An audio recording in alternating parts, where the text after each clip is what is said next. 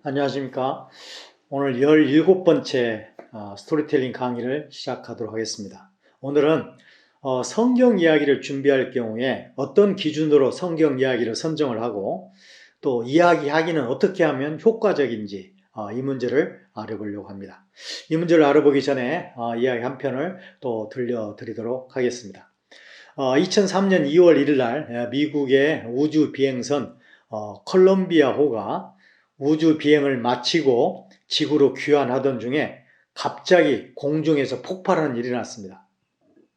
그 사고로 그 우주선에 타고 있었던 7명의 비행사가 전원 사망하게 되는 사건이었습니다. 전 세계를 경악하게 만든 그런 사건이었죠.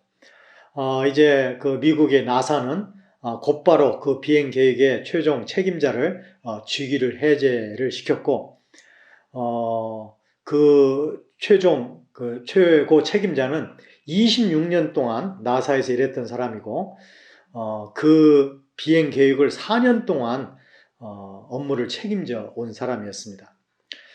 사고를 수습한 후에 이제 원인 조사에 들어가게 되었는데요. 그 사고 원인이 뜻밖에도 무시하고 지나갔던 조그만 일이었다는 것을 그들은 깨닫게 되었습니다.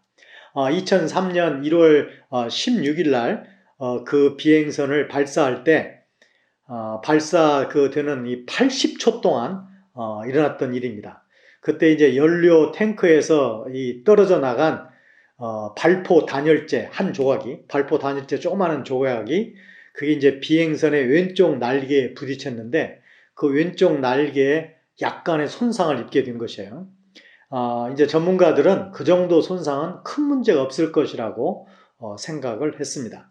그런데 그것이 바로 귀환할 때, 우주선이 귀환할 때 문제가 됐던 것입니다. 사실 이 비행선은 전체 성능에 있어서나 이 또 다른 기술 표준에 있어서나 아무 하자가 없이 완벽했습니다. 그 비행선의 그 콜롬비아호 표면에는 약 2만 개 정도의 단열재가 3,000도, 섭씨 3,000도의 고열을 막아내기 위해서, 이겨내기 위해서 붙어 있었는데요. 그 중에 하나가 문제가 된 것이죠. 그런데 그 부분에서 이 고열이 발생하게 되었고, 그 떨어져 나간 부분에서, 그 부딪힌 부분에서, 그걸로 인해서 비행선 전체가 폭발되는 사고였던 것입니다. 사실 막대한 돈이 들었던 우주선은 말할 것도 없고, 돈으로 따질 수도 없고, 그 가치를 무엇과도 바꿀 수도 없는 7명의 고귀한 비행사를 잃어버리게 된 사건이었습니다. 사실 우리의 일상생활에서도 이 작은 약점 하나가, 작은 것 하나가 큰 사고를 일으키고 큰 문제를 일으킬 수 있습니다. 그 약점이라고 생각되는 사소하게 보이는 그걸 제대로 관리하지 못하고 우리가 처리하지 못하면 그것 때문에 엄청난 일을 우리가 당할 수 있다는 사실을 기억해야 될 것입니다. 사실 이야기 하나가, 작게 보이는 문제 하나가 우리에게 큰 효과와 큰 문제를 또 일으킬 수 있다는 사실도 우리가 생각해 봐야 될 것입니다. 그래서 정말 적절한 이야기 하나 선택, 또는 어떤 적절한 이야기를 선택함으로 그의 아주 깊은 내면의 문제나 우리가 해결하기 힘든 문제를 낼 수 있다면 그 성경 이야기는 아주 놀라운 하나님의 은혜의 도구가 될 수 있을 것입니다. 자, 그렇다면 우리가 성경 이야기를 선정할 때 어떤 기준으로 이야기를 선정하면 좋을 것인가? 성경에는 이야기가 한 500여 개 나와 있습니다. 성경 500여 개의 이야기가 성경 전체 내용의 75%를 차지하고 있습니다. 그런데 그 500여 이야기를 어떤 기준으로 선택해서 어떤 사람에게 들려줄 것이냐? 이것은 한 번만 들려줄 것이 아니고 특별히 시간을 두고 이야기를 시리즈로 들려줄 것이라면 더더욱 이야기 선정에 심혈을 기울여야 합니다. 첫 번째 우리가 생각할 수 있는 뭐냐면 그 이야기를 듣는 사람들에게 중요하거나 의미가 있는 주제를 선택해서 이야기를 들려주는 게 중요합니다. 그리고 특별히 한 번의 이야기보다는 시리즈로 이야기를 만들어서 일련의 이야기들로 이야기를 들려주는 게 아주 좋습니다.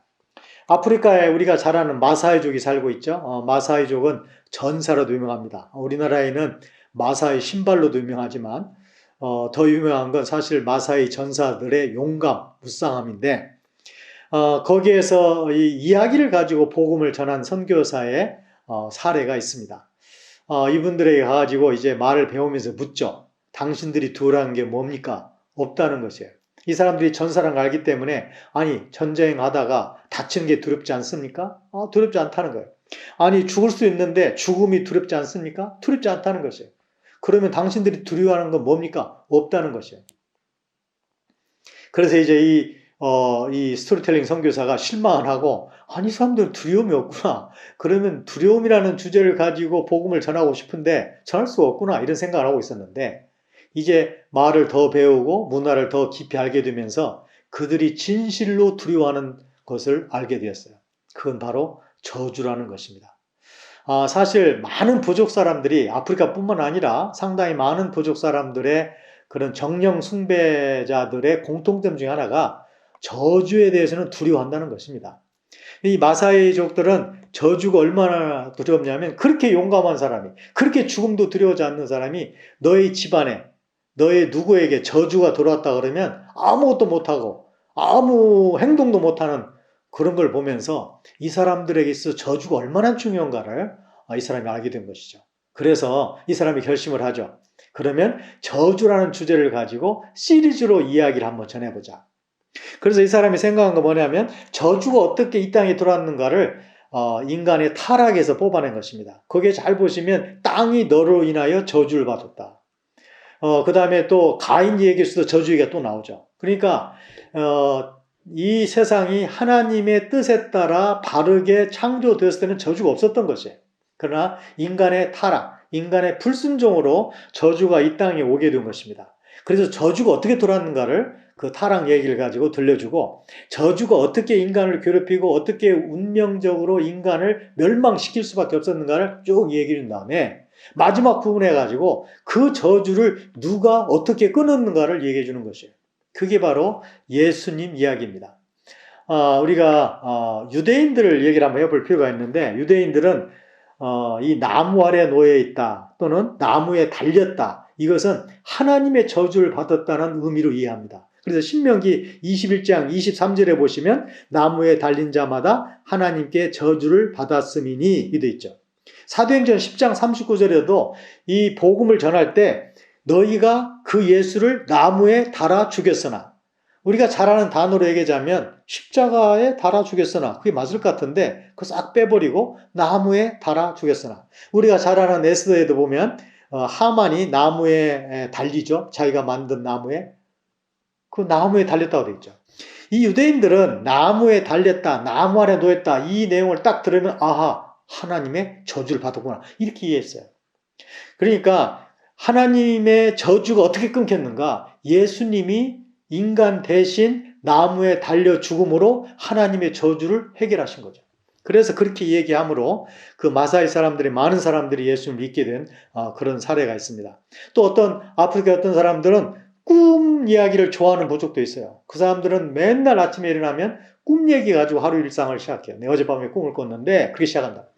그래서 이 사람이 이제 처음에는 꿈 이야기, 다른 사람의 꿈 이야기를 들으면서 말을 배우다가 다른 선교사가 이제 이 사람이 이제 언어에 자신이 생기면서 이렇게 얘기하죠. 나도 꿈 얘기가 있는데 한번 들어볼 거냐. 2년여 동안에 한 번도 이야기를 안 했던 사람이 꿈 얘기를 한다니까 동네 사람이 관심을 갖죠. 이 사람이 요셉의 꿈 이야기부터 시작합니다. 그래서 예수님까지 전하게 되죠. 이런 것이 바로 그 사람들에게 중요하거나 의미가 있거나 관심 있는 주제를 택해서 이야기를 시리즈로 만들어 전하는 게 아주 효과적입니다. 그런가 하면 우리가 이제 하나님의 성품과 하나님의 구원 역사, 우리가 구속사라고 그러죠. 하나님의 구원 역사에 중심을 맞춰서 이야기를 만드는 게 또 아주 효과적입니다. 그런가 하면 이 사람들이 문화적으로 어떤 연결점이 있는가를 살펴볼 필요가 있습니다. 어떤 이야기는 그들의 가치관에, 그들의 세계관에 정면으로 도전이 되는 것도 있을 수 있고 가교를 만들 수 있는 것이 있는데 그런 것들을 찾아서 주제를 정해서 이야기를 전하는 게 아주 효과적입니다. 그 다음에 성경 이야기를 할 때마다 가급적이면 성경 전체 이야기와의 연결성 속에서 전달하는 게 중요합니다. 이 500의 이야기는 사실은 다 연결되어 있죠. 어떤 복음서도 어떤 책도 어떤 낙권도 성경 전체와 연결되어 있다는 사실을 기억해야 됩니다. 그런가 하면 그 사람들의 영적인 상태나 영적인 관심사에 따라서 우리가 좀 주도 면밀하게 이야기를 선정하는 것도 아주 중요합니다. 그들이 어떤 세계관을 갖고 있는지, 어떤 것에 관심을 갖고 있는지, 영적인 사태는 어떠한지 이런 걸 아는 것이 굉장히 중요하겠습니다. 그런가 하면 어떤 경우에 성경의 한 책을 정한다면 그 한 책에 나와 있는 이야기를 세트로 만들어서 할 수도 있고, 어떤 인물을 정한다면 그 인물의 태어남부터 시작해서 죽음까지의 이야기를 세트로 만들 수도 있겠습니다.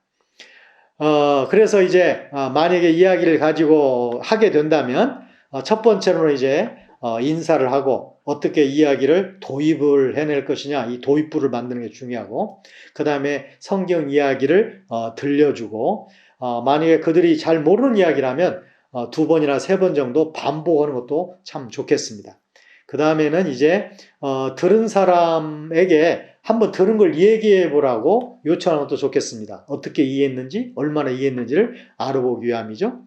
그 다음에 이제 질문들을 통해서 이 본문의 내용을 간단히 요약하는 방법, 복습하는 방법, 그 다음에 질문을 통해서 꼭 생각해 봐야 되고 찾아내야 할 메시지를 질문을 통해서 성경공부를 해나가는 방법입니다.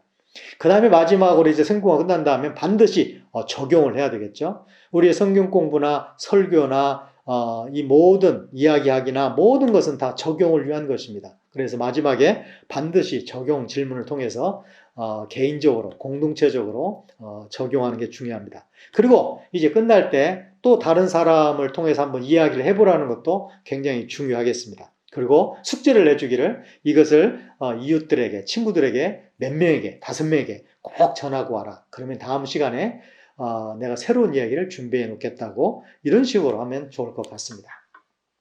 자, 이제 마지막으로 우리 마을에 있었던 이야기 하나를 해드리겠습니다.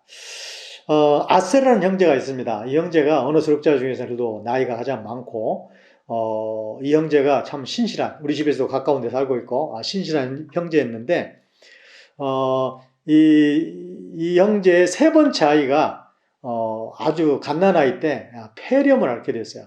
그래서 사실 뭐 우리 동네 사람들은 폐렴을 앓게 되면 거의 다 죽죠.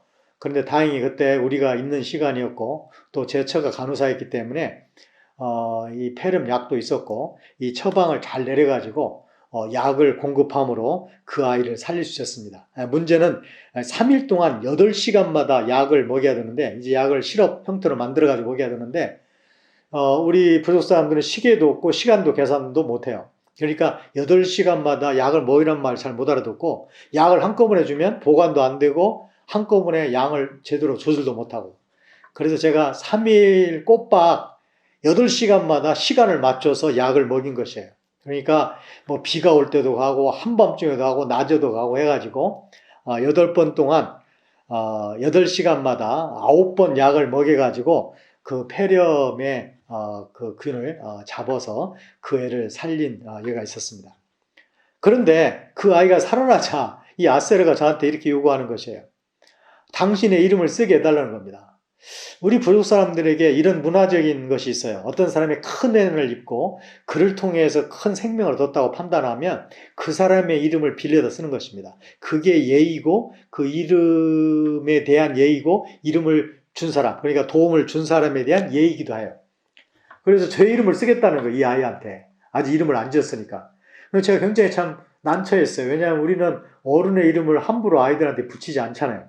그래서 제가 그러지 않았으면 좋겠다고 그랬어요. 그랬더니 안 된다는 거죠. 그래서 하여튼 뭐 몇 번을 밀고 당기다가 허락한 게 뭐냐면, 그러면 이름을 하나만 써라. 내 이름은 연수인데 연만 써라. 그래가지고 그 아세르의 3번째 아이의 이름이 연이 되었습니다.